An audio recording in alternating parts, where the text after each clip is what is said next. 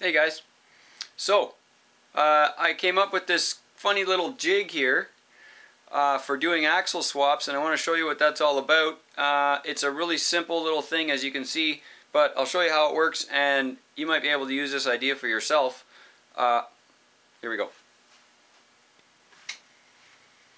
So first of all, what I'm trying to accomplish here is I've got a Cross Canyon combo, ultimate combo kit that I have set up underneath my underneath my blue 4-door Jeep, which some of you guys might have seen at the shows.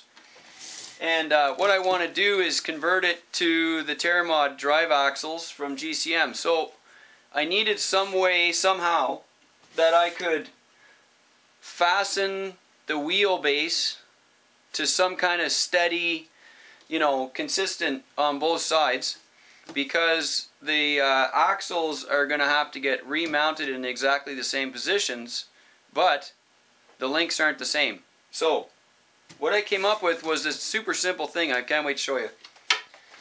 What this is just a piece of 2x2 lumber, and then I screwed on these little angle brackets here, and the angle brackets happen to have exactly the same size of hole as a hex does on the wheel.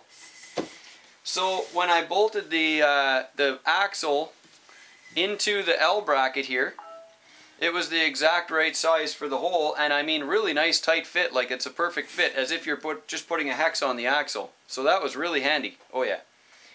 And then what I did is I bolted the L bracket onto the front and onto the back axle first, and then I lined up the L bracket with the top of the board, which is the same thickness front and back. It's just a square, of course, right? And then I screwed them on. So now what I ended up with is my 13-inch wheelbase from the Ultimate Combo, and it's locked in. It's literally locked in. Like, I mean, even the suspension has resistance because there's no axle swing. It's locked in. And what I ended up doing then, because I had it on SCX axles, what I ended up doing then is I took off the front axle, for instance. You can do this one at a time, right? I took off the front axle. This is the SCX axle I took off with of course, the Ultimate Combo for the SCX has the truss and the panhard and all that already on it. So I pulled that off, and I dropped on my built Terramod axle. This is a 191. And so there's that.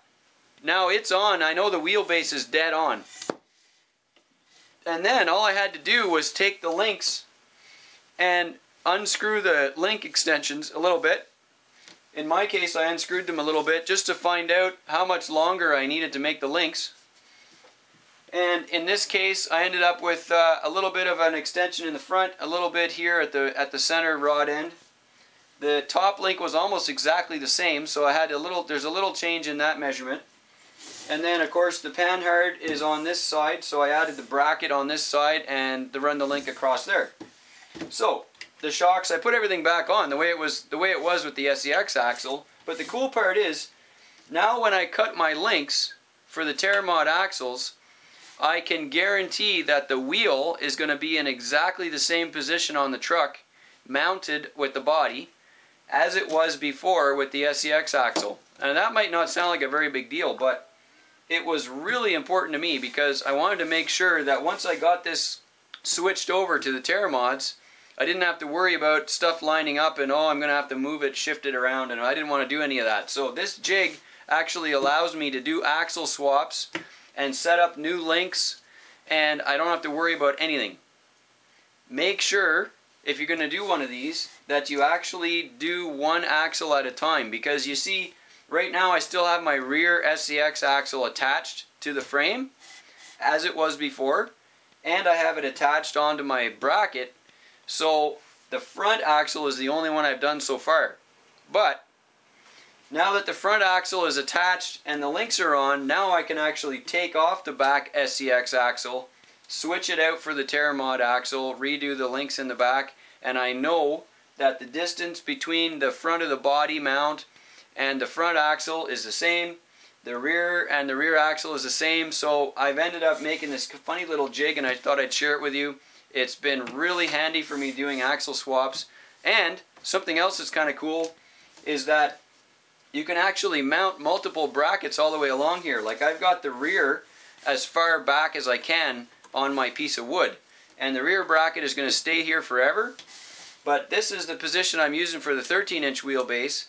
And then when I do axle swaps for my 10 and 10.6 wheelbases, like the skeletons and stuff, then all I have to do is actually bring the bracket, add another bracket to the front. I can leave this one here forever.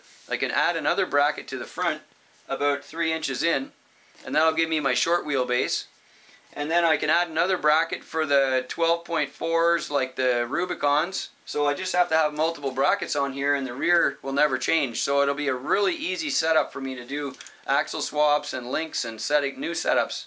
And I thought this might be handy for some of you guys to put one of these together for yourselves. And if nothing else, it certainly gives you lots of access to the chassis. I mean, you can get underneath, you can get all your hands in there, you can get all your wrenches in here to set up all your shocks and bolts and everything, and you know everything's going to stay square. So handy little tool for doing axle swaps. I'm sure you guys will find some other new uses for it. And that's what I've got. Fun little jig. Thought you might want to know, and enjoy. Feel free to steal this tip. I think the whole thing costs about $2. Bye-bye.